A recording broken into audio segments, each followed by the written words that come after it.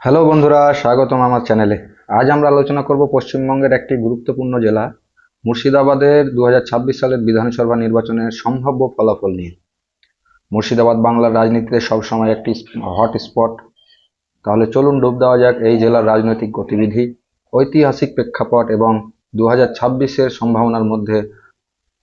আর এই ভিডিও শেষে আমাদের কমেন্ট সেকশনে আপনারা মতামত জানাতে ভুলবেন না। লাইক, শেয়ার আর সাবস্ক্রাইব করতে ভুলবেন না।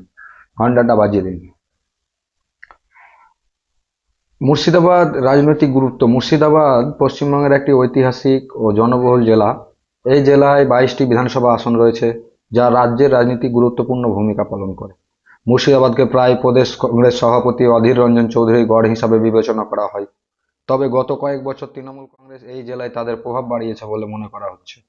2021-এর বিধানসভা নির্বাচনে তৃণমূলে 22টি আসনের মধ্যে 20টিতে জিতেছিল। বিজেপি পেয়েছিল 2টি আসন।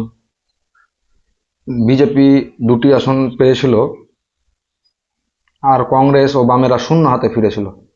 তবে সাগরদিঘির উপনির্বাচন কংগ্রেস বাম জোটের জয় রাজনৈতিক হিসাবে বদলে দিয়েছিল।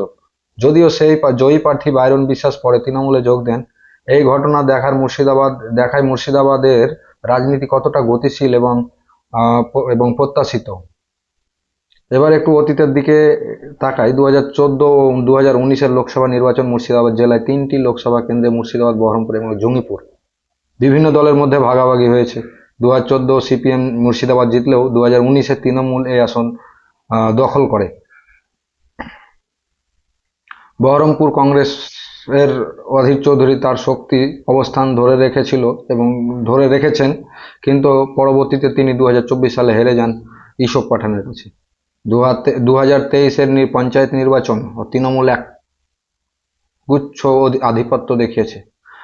5,593টি গ্রাম পঞ্চায়েত আসনের মধ্যে তৃণমূল জিতেছিল 3,719টিতে, কংগ্রেস 188টিতে এবং বিজেপি মাত্র 124টি আসনে জয়ী পেয়েছিল। এই ফলাফল দেখায় তৃণমূলের সাংগঠনিক শক্তি ও জনপ্রিয়তা এখানে এখনো বেশি। তাহলে 2026-এ কি হতে পারেন, চলুন কয়েকটি দিক আমরা বিশ্লেষণ করে দেখি। 1 নম্বর, তৃণমূলের আধিপত্য। তৃণমূলের শক্তিশালী সাংগঠনিক কাঠামো এবং মমতার জনপ্রিয়তা মুর্শিদাবাদ তাদের প্রধান শক্তি।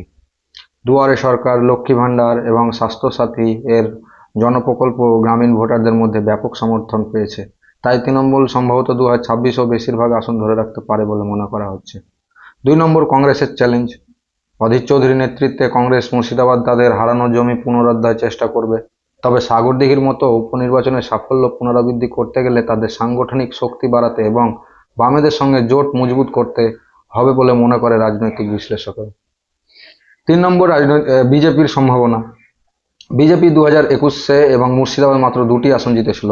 তবে 2024-এর লোকসভা নির্বাচনে তাদের ভোট শেয়ার বেড়েছে। বিজেপির যদি ধর্মীয় মেরুকরণ বা স্থানীয় ইস্যুগুলির উপর জোর দেয়, তবে তারা কিছু আসন চমক দিতে পারে বলে মনে করা হচ্ছে। তবে তাদের গ্রামীণ ভোটারদের মধ্যে প্রভাব বাড়ানো একটি চ্যালেঞ্জ। অন্যান্য ফ্যাক্টরগুলো যেগুলো আছে, মুর্শিদাবাদ সংখ্যালঘু সম্প্রদায়ের ভোটাররা গুরুত্বপূর্ণ ভূমিকা পালন করে। 2021-এর জেলার 66% জনসংখ্যা সংখ্যালঘু সম্প্রদায়ের। এই ভোটারদের সমর্থন তৃণমূল কংগ্রেসের মধ্যে ভাগ হয়ে যেতে পারে। এছাড়া নতুন জেলা বিভাজন বহরমপুর ও কান্দি প্রশাসনিক রাজনৈতিক গতিবিধি প্রভাবিত করতে পারে। 2026 নির্বাচনে কিছু চমকও দেখা দিতে পারে, যেমন তৃণমূল কংগ্রেসের অভ্যন্তরীণ কোন্দল বা নেতৃত্বের পরিবর্তন ফলাফলকে প্রভাবিত করতে পারে। এছাড়া বিজেপি যদিও স্থানীয় নেতৃত্বকে শক্তিশালী করে এবং সংখ্যালঘু বিরোধী বা হিন্দুত্ববাদী এজেন্ডা এড়িয়ে স্থানীয় ইস্যুগুলিতে ফোকাস করে, তবে তারা কিছু অতিরিক্ত আসন জিততে পারে বলে মনে করা হচ্ছে। তবে এই জেলার তৃণমূলের বর্তমান প্রভাবের কারণে তাদের পক্ষে বড় ধাক্কা দেওয়া কঠিন। তাহলে বন্ধুরা, আপনারা কি মনে করেন 2026-এ মুর্শিদাবাদের কি তৃণমূলের এক উচ্চ আধিপত্য বজায় রাখতে পারবে, নাকি কংগ্রেস বিজেপিকে চমক দেখাবে? কমেন্টে আপনারা ভবিষ্যৎবাণী জানান। আর এই ভিডিও যদি ভালো লাগে থাকে তাহলে লাইক করুন, শেয়ার করুন, আমাদের চ্যানেলে সাবস্ক্রাইব করুন। পরবর্তী ভিডিও আরও এমন রাজনৈতিক বিশ্লেষণ নিয়ে আসবো। ততক্ষণ পর্যন্ত ভালো থাকুন, সুস্থ থাকুন। ধন্যবাদ।